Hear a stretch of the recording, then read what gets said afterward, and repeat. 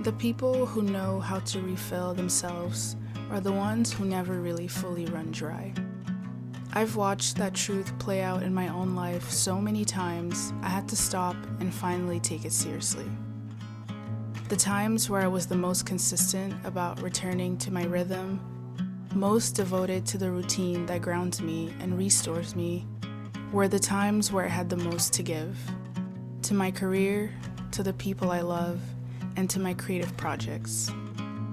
The seasons where I neglected that, where I kept giving without coming back to replenish, I could feel the depletion in everything. This week came after a full weekend of being around people, of being social, of pouring myself outward every day of the weekend. And by the end of it, I was ready to be alone. I sat down and realized I hadn't had a single moment that was entirely my own in 3 days. And I knew exactly what I needed. It was time for me to return to the things that remind me who I am. Returning to your schedule and routine after life gets busy is its own form of devotion. It looks like the prayer that opens the morning before anything else gets a say. It looks like the journaling session that gives all your thoughts somewhere to go, and the movement that reconnects you to your body after a weekend of existing mostly in your head. It can also look like the laundry that resets the space and the mind alongside it. Cleaning and resetting my space settles me so deeply. This week, I came back to my routine, to my creative work, to my reading, and my own company. I worked on a commission I've been pouring myself into. I started a new book and I sat in the library reading through the pages without thinking about time. I drove to the beach with some tea and my favorite snacks and sat by the ocean for a while. This week can look unproductive from the outside, but to me, it feels like everything on the inside. It's a practice I've learned to protect fearlessly. I chose myself at every turn this week, completely and without apology, and by the end of it, I felt full again. Being devoted to your own life means tending to your inner world with the same consistency and care you give to everything else that matters to you, like treating your routine as an act of love. I've been practicing that for a while and truly understand the importance of this investment I make to myself.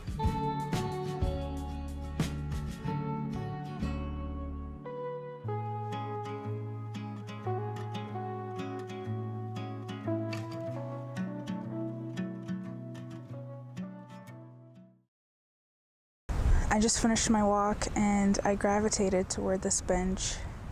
I haven't been here in a minute. It feels so good to be laying down right now.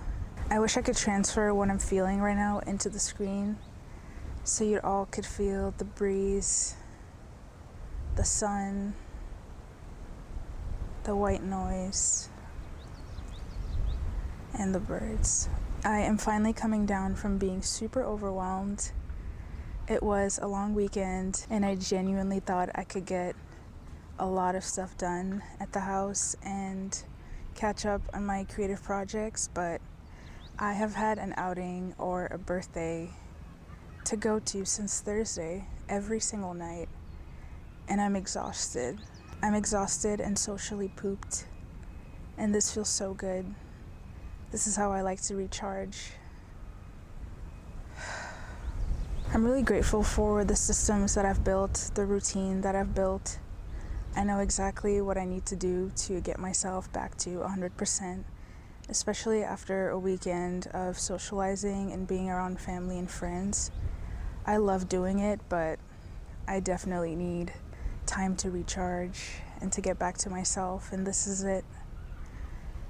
I feel a lot better than I did this morning because I cleaned the house, I did laundry, I journaled so much this morning and spent time with God. I feel great. I feel grateful. And to seal the deal, I got my walk in, even though it's a little later in the day. It's around lunchtime, but I got some outdoor time. And I feel like I'm back and feeling like myself again. It's so important to build a system that works for you, because last year I spent so much time figuring out what works for me, and I would see all these little hacks and things that people do in their mornings and try to adapt it. But I'm finally at a point where I love my routine and it works for the person that I am. And I'm grateful that I'm mentally strong enough to do my routine, and I've built discipline to do my routine even when times are rough. The old me would have totally used today to rot in the form of recovery, but this feels 10 times better, and I'm proud of myself and who I'm growing into and leaning into devotion and discipline and discomfort. I am proud of me and the person I've become, that I just resort to these little things that I know feed me a lot more than just numbing myself or avoiding. I could honestly nap here. It feels so good. I think I got my fix. I am ready to go home, make some lunch, and catch up on my creative projects.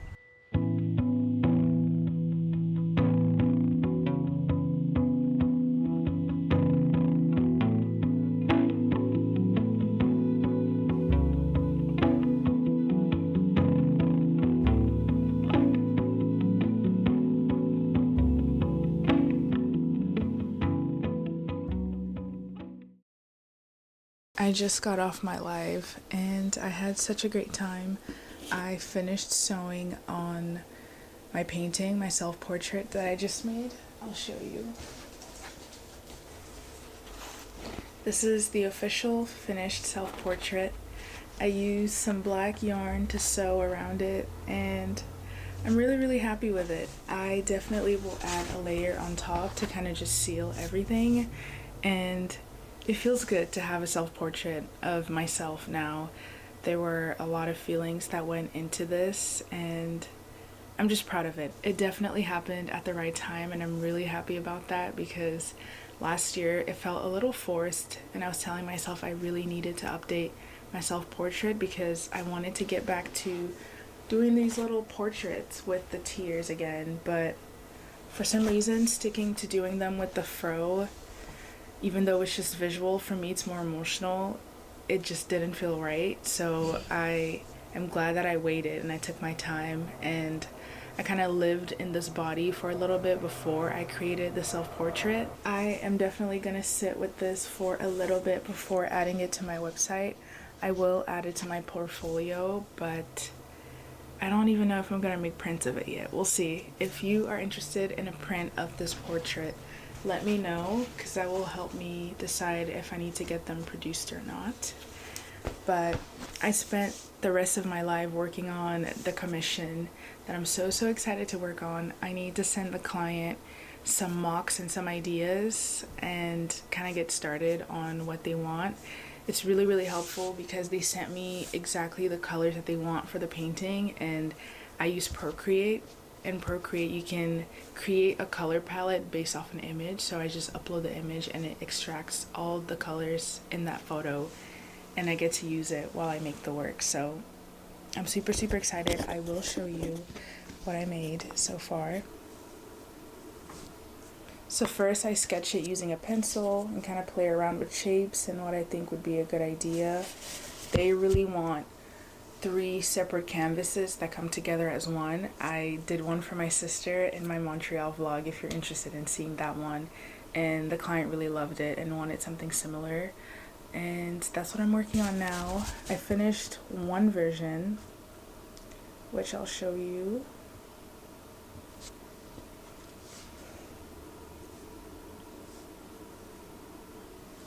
I am so excited to work on the piece. This is the last bit of the back and forth with the client, and I just love the painting part, especially painting on framed canvas. I started my journey painting with loose canvas always. I would just buy a giant roll, like the ones in the corner right there, and just cut them into pieces that I like, prime them. I stopped sanding my work because I loved the texture and the bumpiness of it all, but I used to prime it and then sand it down. Now I just prime it and I go in. I love that I get to add in one of my other loves, which is sewing. My mom taught me how to hand sew, and I think it's been 3 years now that I've been sewing on my paintings, and it just brings together two of my most loved creative practices, and it just adds a bit of a signature touch to my paintings, and it doesn't feel as rigid as framed canvas, I would say. But every time I get to paint on framed canvas, it feels good. It's great practice, and I'm excited to do that. I went to the store as soon as I got the deposit, and I picked up some canvases, and I've had them here in the studio waiting for everything to be completed and to get into that. So hopefully I get to start this week and share a little bit with you all, but if not, that is coming soon. My commissions are open. If you are interested in a commission in a painting, just let me know. All the information is in my bio. And yeah, I am gonna spend the rest of the hour working on this commission and sending it out to the client once it's completed. And I also have some lunch that I'm heating up right now. I'm so excited to eat. I'm hungry. And I'm just gonna hang out in the studio and make stuff. Now that I've finished this painting, I'm really excited to get into my next creation. And if you missed the live, I always post the recording, so once it processes and gives it back to me, I upload it and make sure you can tap in. I go a little bit more in detail into my process, my sewing, and my commission if you're interested. But that's it for right now.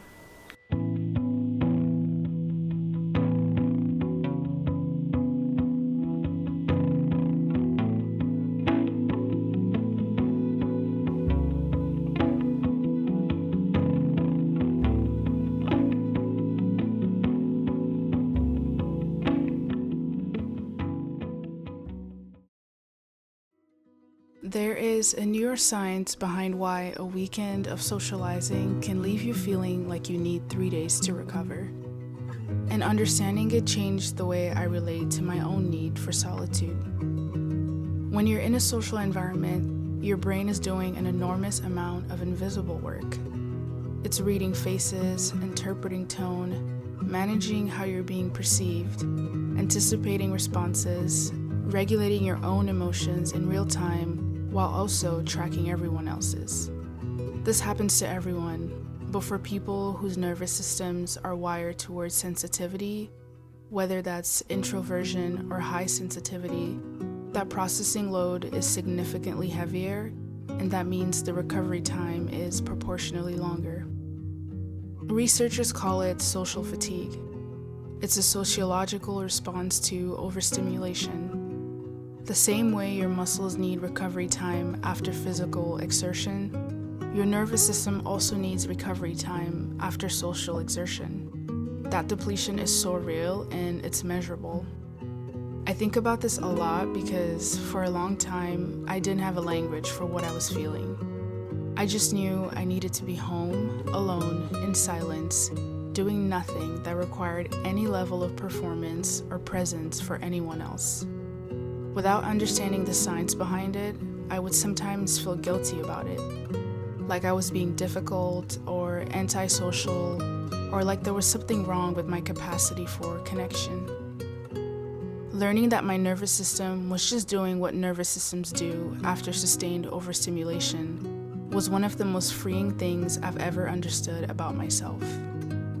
What makes it harder is that most of us were taught that needing time alone after being around people means something is wrong with us, or that somehow we should be able to sustain unlimited social energy without any toll.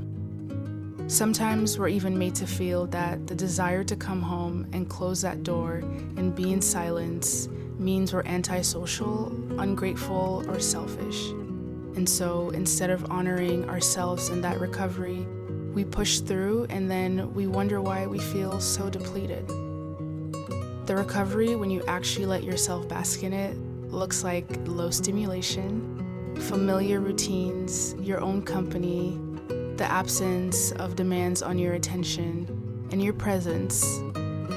Your nervous system genuinely cannot tell the difference between the stress of a negative experience and the stress of social performance, even a joyful one at that. Either way, you still need the same stillness, return, and restoration. One of the most nurturing things you can do for yourself is to learn your own recovery requirements and to stop apologizing for them.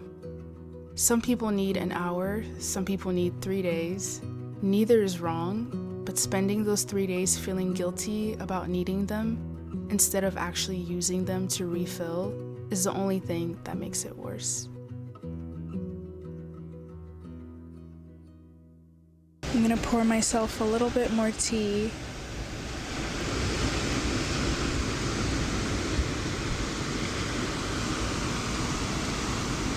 Cheers to you if you're having a beverage right now. I am drinking some hibiscus tea.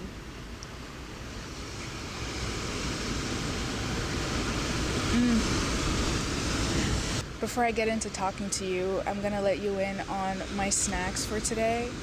I have some pomegranate seeds. I have some plantain chips.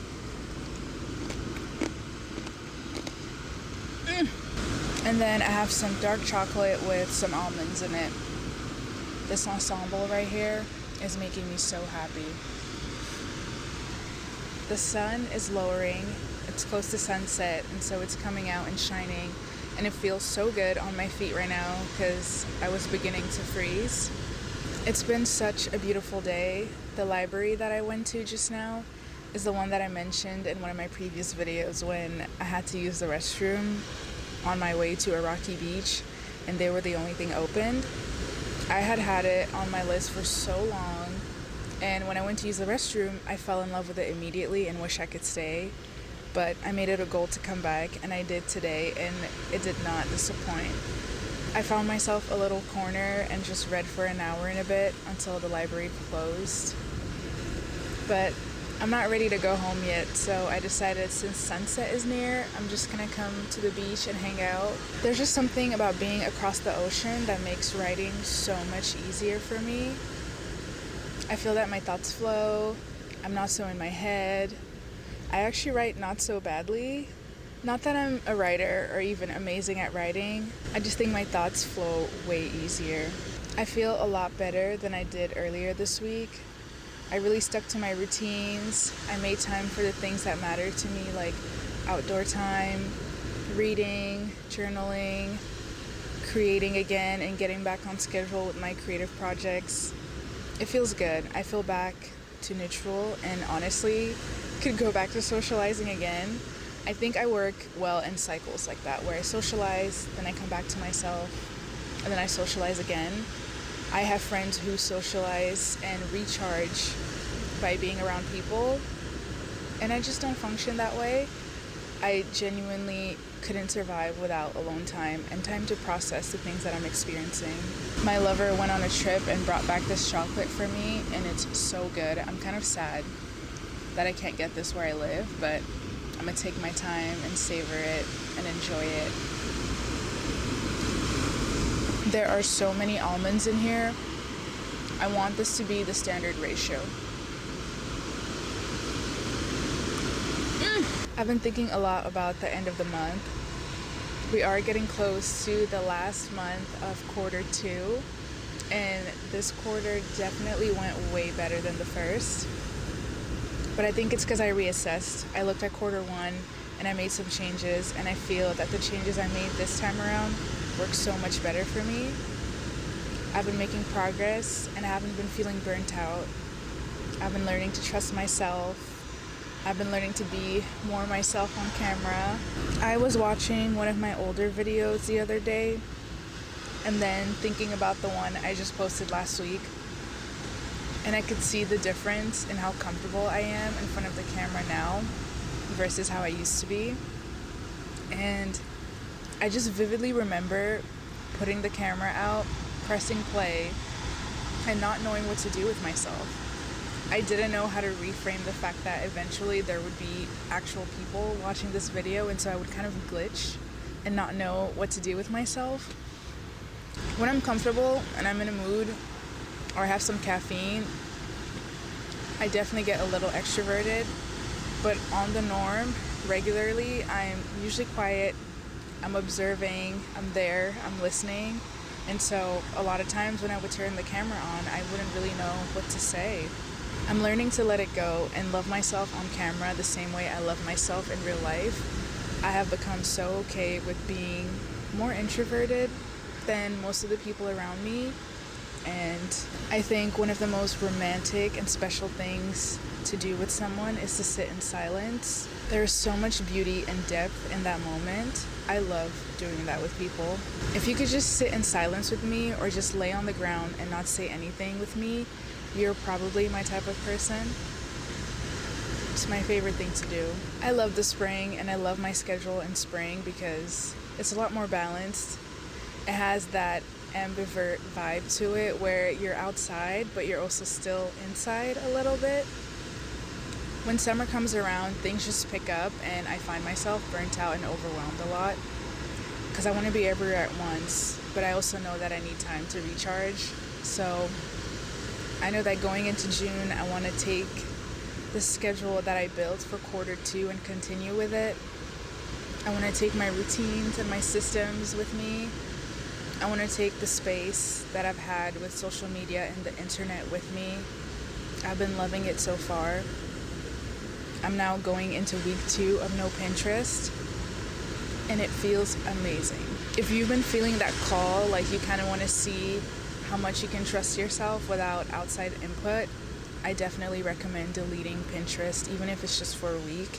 I know that some people use it for work, so it's been really, really good for my soul, and I'm grateful that I finally pulled the trigger and deleted it.